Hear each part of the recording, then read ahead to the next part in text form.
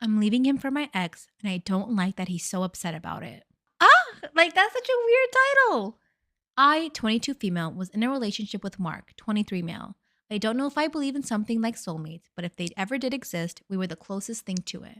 Even though someone can be right for you, it can still be the wrong time, and that's what it was. It was the wrong time, so I broke up with him through the most painful breakup of my life, and I told him that if it was really meant to be, then we would find each other again, and I would give us another chance if the time was right.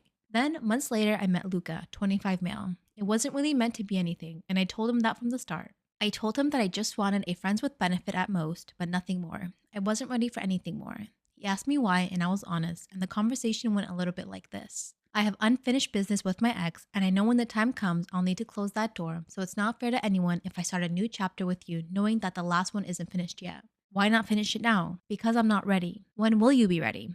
I don't know.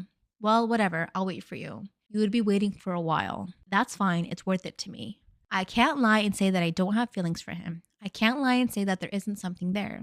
There is. I don't think of Mark when I'm with him. It's just us, and that's how I like it. So there's definitely something there, but it's the commitment I'm scared of. It had been 5 months with him, and he stopped asking me to be his girlfriend around month 3 after I said that if he asked me again, I'd have to step away. We had fun, gone out, and done everything couples would do, but I didn't let him get too close. Anytime it got serious, I reminded him it wasn't exclusive and that in the end, there was no strings attached, at least not on my end. I told him many times, and I told him to keep his options open for others. I told him he could get hurt if he put all his eggs in my basket, and that I didn't want them anyways. I was open, I was honest. He said he wouldn't mind getting hurt by me, and that in the end, he knows what he's doing. Looking back, maybe I should have just ended it there. Now Mark is back. We ran into each other at the gym, and we talked so long that the triangle from my pre workout stopped before I even touched a weight. It was like everything came back at once: the time, the energy, the love. He asked me to go to lunch, and I was reluctant at first, but eventually said yes. We talked so much, our food got cold, and the ice melted in our drinks. He told me about his life and all of the changes, all of the differences. It felt like almost all of the obstacles that were once in our way were now gone. Then I told him about my life, and I told him about Luca. Mark asked if I would still give him another chance, and I told him I would have to think about it. I told him I would need time. It destroyed Luca to hear about it, but I warned him. I told him this would happen. I told him he would get hurt. I was honest. How could I have been more transparent? He's 25. He makes his own decisions. So why do I feel guilty? I'm not his mom. It's not my fault, is it? I waited 3 weeks before officially breaking whatever Luca and I had off. I needed time to think and time to see that Mark was really ready. We're not in a relationship, but we're seeing each other. We're getting closer again. We're getting back to where we were and where we left off. Luca called me the devil and said that if there were ever anything good about him being with me, it was that he knows now to never make that mistake again. I can't say I'm not sad. I'll miss him, but I don't want to feel guilty anymore. I want to focus on my future and I want to focus on Mark. It'll be okay, but I'm sorry, Luca. Am I wrong for going no contact with my parents after learning they had lied to me about my allergies all my life? Homie, if your parents told you you were allergic to peanut butter your whole life and you just discovered it, I feel bad for you. I would go no, I would sue them if I had missed out on peanut butter my whole life when I didn't have to. Hey everyone, I am 19 years old and my parents are in their 50s. For as long as I can remember, I have been allergic to several things: dairy, wheat, flour, gluten, legumes. Since I was a young child, my parents have completely kept them all out of our house. While other kids ate breakfast cereals, I ate fish and assorted pickled vegetables for breakfast. While other kids ate Lunchables, I had grilled chicken or fish with, again, assorted vegetables, usually sweet potatoes. While other kids ate birthday cake at the party, I had an apple. I never questioned this until a couple of months ago. I was at my aunt's house for my birthday party and she made brownies for everyone. For me, she took great steps to make them with almond flour and avoided all of my allergies. I started eating them and thought little of it until my aunt suddenly looked at me and in a panicked way asked which plate I took the brownies from. I pointed from the one where I got my brownies and she immediately stood up and told me we had to get my EpiPen. She raced to ask my mother for it and I sat there scared out of my mind because I had never mistakenly eaten flour before. I noticed my mother had calmed her down and then she said that we don't have to worry because she had switched the plates of brownies, and after all I had eaten the ones made with almond flour. I found this incredibly odd because really, why would she swap the plates? That stuff doesn't even make sense, but for the time being, I let the issue rest. It didn't sit well with me for about a week, and I finally went to get an allergy test. The doctor started with a skin prick test, and lo and behold, I didn't react to any of the above substances. Then he ordered a blood test, and when the results came in, they said I had absolutely no intolerance to any of the foods I'm supposed to be allergic to. I was furious and called my mother. She eventually admitted that she lied to me because she wanted me to be on a Paleolithic diet and wanted me to be able to avoid all temptations. She raised me with a lie about her own health, but she keeps insisting that I try to see it from her perspective. She spams my phone with messages about how healthy I am, that I never had acne, and that I have been in great shape my whole life, that I have strong teeth and bones, and even that I got into a D1 college tennis team. She has started calling me ungrateful for her intervention and insisting that I should really be glad I never got carb addicted. I don't know what to think. I carried around an EpiPen for all of those years, one that I suspected may be fake, seeing as my mother never got me to replace it, and I don't even know anymore. Am I the asshole and an ungrateful son for losing it over this? 33 male, girlfriend 28 female, won't let me order fun drinks at coffee shops because they're gay. I've been together with my partner for about 1 year now. Long story short is that my girlfriend won't let me order fun drinks when we go to coffee shops on weekends because she says they make me look gay. When I pressed her on it last time around, she sort of backtracked a bit and says she is also worried about the added sugar of drinks like frappuccinos, mochas, pumpkin spice lattes, etc. The thing is, I only drink regular black coffee during the week and keep a pretty clean diet. I view a mocha frappuccino on the weekend as my reward or cheat meal, and it's just nice to switch it up from the go-to. I'm 6 foot tall and weigh 175 pounds, so weight isn't really much of an issue, and I work out a few times per week. My partner has called me gay multiple times when ordering these drinks. A frappuccino isn't gay. What the? I'm thinking like these fruity, like umbrella looking type of. It's a frappuccino. How can a drink be gay? That's so weird. And one time when we were out with her other girlfriends, they all agreed that men should stick to plain black coffee. They even said that an iced Americano, my typical drink, is somewhat feminine because you drink it through a straw. Are we gatekeeping straws from men now? Is that what we've come to? I was disappointed by these women as they were all well-educated, liberal, and claimed to be progressive. I find this double standard a bit troubling to say the least, but they claim that they can't be sexist or homophobic because they are women. I love my girlfriend and wish she could stop saying these things, but I find it hurtful and I'm at odds on how to talk to her or make her come around. Do I keep trying to convince her or move on? Am I wrong for getting my coworker investigated and probably fired? I work in an animal ER, and unfortunately, we see a lot of animal death.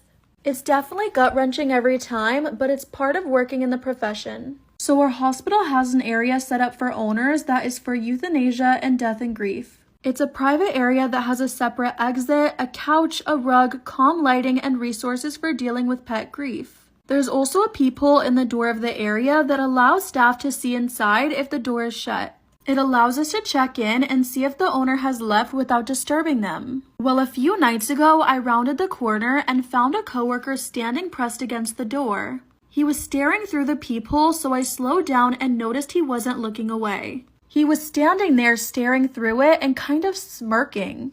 My stomach dropped and I immediately felt sick. Something about it felt so off. I watched him stare for a minute longer before he glanced over and saw me.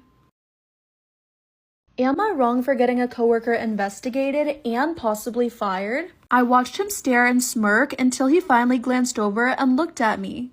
He seemed nervous, backed away quickly, and said, "I was just checking if it's occupied," and wandered off. Because of my position, I have access to the security footage in our hospital, and I couldn't shake the feeling I had. So I went in the back office and pulled up the footage. I could see him leading a crying woman into the grief area and then immediately start spying on her the minute the door closed. I went to look over his last few shifts and I found 4 other instances of him staring at people while euthanizing or saying goodbye to their animals. I couldn't get that weird smirk out of my head, so the next morning I went to HR.